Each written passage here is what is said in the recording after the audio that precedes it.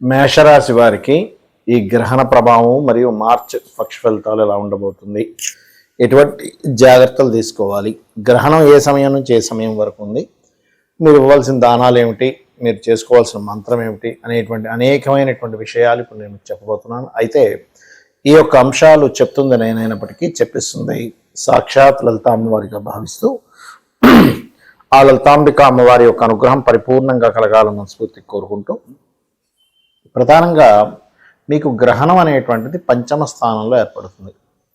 అయితే గ్రహణ సమయం కనుక చూసుకుంటే సాయంత్రం పూట 4:35 నుంచి 7 గంటల చిల్లర 7:30 వరకు ఉంది ఆల్మోస్ట్. అయితే మనకి ఇక్కడ ఇండియాలో కనబడేది మాత్రం కేవలం సాయంత్రం సమయంలో 6:22 నుంచి 6:47 మధ్యలోనే కనిపిస్తుంది.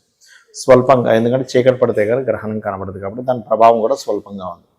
అయితే మేషము వారు మాత్రం గ్రహణ సమయంలో ముఖ్యంగా గర్భవతులు, మేషం వారు మాత్రమే నేను అందరికీ కాదు, గర్భవతులు చాలా చాలా చాలా కేర్గా ఉండాలి. పంచమ స్థానంలో గ్రహణం కాబట్టి. మరి ఇది ఒకటేనా అండి అంటే, గ్రహణ రోజు నుంచి అంటే మనకి గ్రహణం 3వ తేదీ మార్చి ఈవినింగ్ పడుతుంది కాబట్టి ఆ రోజు నుంచి 40 రోజుల పాటు మీరు రాజకీయ సంబంధించిన విషయాల్లో కానివ్వండి, అలాగే కొన్ని నిర్ణయాలు తీసుకునేటువంటి అంశాల్లో కానివ్వండి, ఎటువంటి తొందరపాటు నిర్ణయాలు చేయకూడదు, గుర్తుపెట్టుకోండి. రాజకీయ సంబంధించినవి కూడా తొందరపాటువి చేయకూడదు. అంటే రాజకీయ నిర్ణయాలు, సంతానానికి సంబంధించినటువంటివి, ఏదైనా కొన్ని షేర్ మార్కెట్ రిలేటెడ్ సంబంధించినటువంటి విషయాల్లోని కాస్త జాగ్రత్తగా ఉండండి. ఇక మీకు గతంలో చేసినటువంటి ఇన్వెస్ట్మెంట్స్కి సంబంధించినటువంటి అంశాలు ఏవైతే ఉంటాయో అవి కాస్త మీకు ఇప్పుడు ఫ్రూట్ఫుల్ అయ్యే ఛాన్సెస్ ఉంటాయి ఈ మాసంలో. ఎందుకు అంటే శుక్రుడు, శని 12లో ఉన్నాడు, ఎల్నాడు శని నడుస్తుంది, కానీ అక్కడికి శుక్రుడు వచ్చి చేరాడు. అయితే రవి కూడా ఉన్నందుకు చిన్న చిన్న ఈగో క్లాషెస్ వస్తాయి, దట్ ఈస్ డిఫరెంట్ థింగ్. కానీ శుక్రుడు రావడం అనేటువంటిది గతంలో ఎప్పుడో చేసినటువంటి ఇన్వెస్ట్మెంట్స్ విషయంలో ఇప్పుడు కొద్దిగా ఫ్రూట్ఫుల్గా ఉంటుంది. విదేశాలకు వెళ్ళి అక్కడ ఏదైనా ఉద్యోగం చేయాలి, వ్యాపారం చేయాలి, తత్సంబంధంగా సంపాదించాలి అనుకునేటువంటి అంశాలకి చాలా పాజిటివ్గా ఉంటుంది అని చెప్పి తెలుసుకోవచ్చు. కాకపోతే ఇక్కడ లాభస్థానంలో 2 పాపగ్రహాలు ఉండడం చాలా మంచిది. అంటే కొంచెం ఎలాగైనా సరే పట్టుదలతో మనం ఈ పని చేయాలనే పట్టుదల పెరుగుతుంది. కాకపోతే 3వ స్థానంలో గురు సంచారం జరుగుతున్నందుకు కొంచెం ఎవరితోనైనా కమ్యూనికేట్ చేసేటప్పుడు, మాట్లాడేటప్పుడు కొన్నిసార్లు మనం సరదాగా అన్నటువంటి మాటల్ని కూడా వాళ్ళు సీరియస్గా తీసుకొని అది అనవసరంగా మిస్కమ్యూనికేషన్స్ అయ్యే ఛాన్సెస్ ఉన్నాయి. కాబట్టి ఈ విషయంలో జాగ్రత్తగా ఉండండి. మీ యొక్క జీవిత భాగస్వామికి ఉద్యోగ సంబంధించిన ప్రయత్నాలు ఫలిస్తాయి. అదేవిధంగా ఉద్యోగం కోసం మీరు పర్సనల్గా ప్రయత్నం చేసేటువంటి విషయంలో ఈ పక్షంలో పర్టికులర్గా ఈ 1 నుంచి 15వ తేదీ పక్షంలో ఉన్న ప్రాంతము కాకుండా ఇతర ప్రదేశాలకు వెళ్ళి ప్రయత్నం చేయండి. అప్పుడు మీకు ఖచ్చితంగా ఉద్యోగ సంబంధించిన విషయంలో చాలా బాగుంటుంది.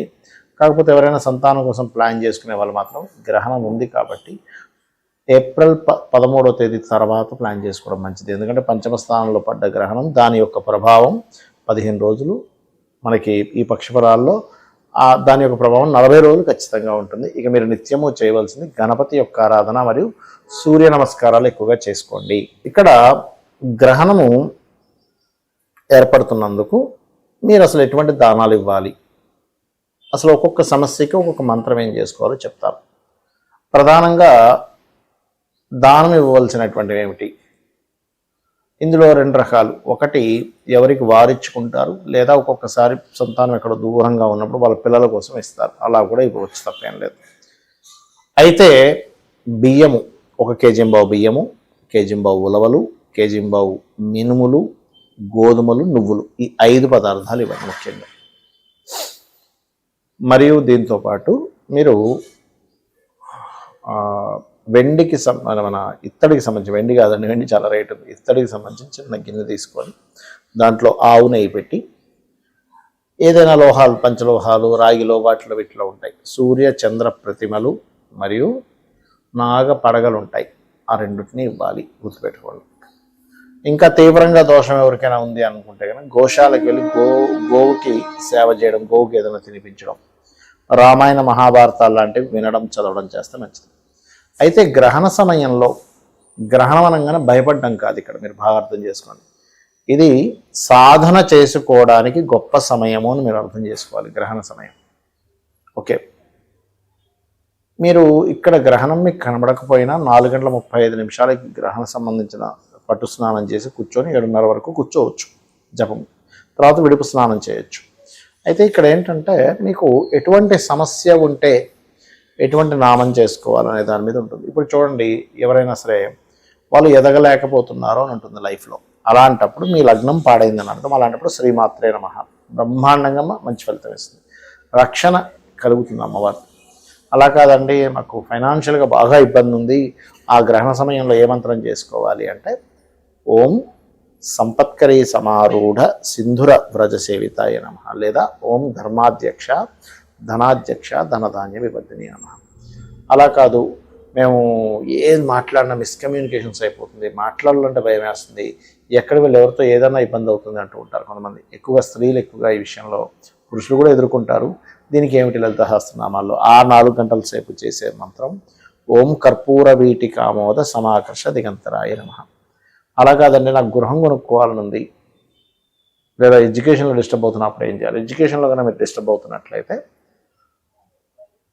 మీరు దక్షిణామూర్తి స్తోత్ర పఠనం చేసుకోవచ్చు చక్కగా, లేదా లలితాసహస్రనామాల్లో ఓం శుద్ధ విద్యాంకురాకార ద్విజపంక్తి ద్వయోజ్వలాయ నమః. లేదండి మాకు గృహ సంబంధించిన అంటే మణిద్వీప వర్ణన చేసుకోవచ్చు చక్కగా. అదేవిధంగా సంతానం కోసం ఇబ్బంది పడుతున్నటువంటి వారు శ్రీమాత్రే నమః అని, లేదా మనకి దిగంబర శ్రీ పాదవల్లభ దిగంబర అనే మంత్రం చేసుకోవచ్చు. రుణరోగ శత్రువులు ఎక్కువగా ఉన్నాయి, ముఖ్యంగా రుణబాధలు ఎక్కువ పడుతుంటారు, ఓం అపర్ణాయే నమః. అయితే ఇక్కడ ఏంటంటే ఓం అపర్ణాయ నమఃతో పాటు ఓం సంపత్కరీ సమారూఢ సింధుర వ్రజసేవితాయ నమః కలిపి చేస్తే ధనము వస్తుంది, రుణము తీరుతుంది. అదేవిధంగా వివాహం అవ్వట్లేదు అనుకుంటే ఓం కామేశబద్ధ మాంగళ్య సూత్ర శోభిత కందరాయ నమః. వివాహ జీవితం బాగాలేదనుకున్నప్పుడు ఓం శివకామేశ్వరాంకస్థ శివ స్వాధీన వల్లభాయ నమః. అలా కాదండి, అపమృత్యు దోషాలు ఉన్నాయి, చంద్రశేఖర అష్టకం చేసుకోండి, అంతసేపు అద్భుతమైనటువంటి యోగం కలుగుతుంది, గండాలు తొలగిపోతాయి, అపమృత్యు దోషాలు పోతాయి, ఆయుష్ పెరుగుతుంది. అలా కాదు, పనులన్నీ ఆగుతున్నాయండి అనుకున్నప్పుడు అష్టమీ చంద్ర విభ్రాజ అలిక స్థల శోభితాయ నమః అని చేసుకోండి. మరి కొంతమందికి హైయర్ ఎడ్యుకేషన్లో ఇబ్బంది ఉంటుంది, అలాంటప్పుడు మీ 9వ అధిపతి ఎవరో దానికి సంబంధించిన దానం ఇవ్వడము, మరియు ముఖ్యంగా హయగ్రీవ స్తోత్రం చేసుకోవడం అన్నిటికంటే ఉత్తమం.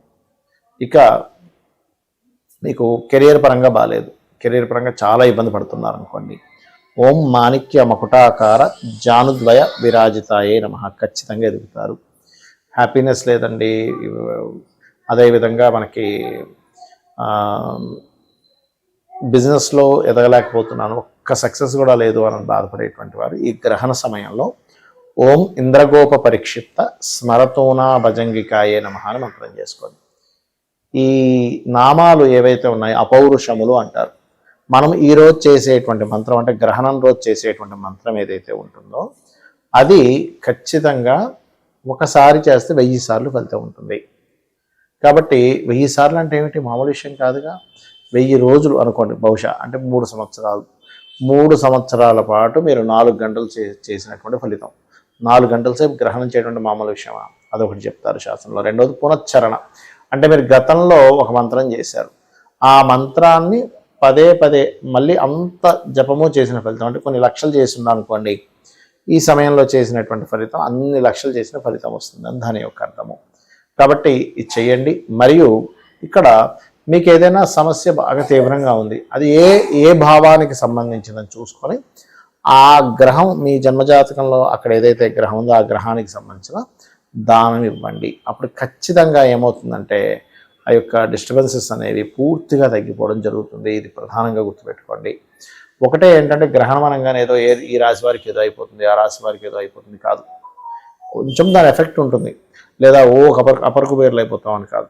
మీరు అన్నిటికంటే ముఖ్యమైనటువంటిది పూర్వజన్మ కర్మల్ని పాపాలని మంత్రము ద్వారా తగ్గించుకునేటువంటి గొప్ప అవకాశము అనేటువంటి విషయాన్ని మీరు గుర్తెరిగి మనసుని లగ్నం చేసి చేయండి మంత్రం. చాలామంది ఏం చేస్తారంటే ఏదో చేస్తున్నాం అంటే చేస్తున్నాం, అలా మనసు లగ్నం చేసి మనసుతో చేయండి. ఇప్పుడు ఆలోచనతో చేస్తాము, మనసు మైండ్లో తిప్పుకుంటూ, లేదా మనం నోటితో చేస్తాం, అలాగే మనసుతో చేయండి. మనసుతో చేయాలనే ప్రాక్టీస్ చేయండి. ఖచ్చితంగా మీకు దాని యొక్క ఫలితం 100% కలుగుతుంది. శ్రీమాత్రే నమః.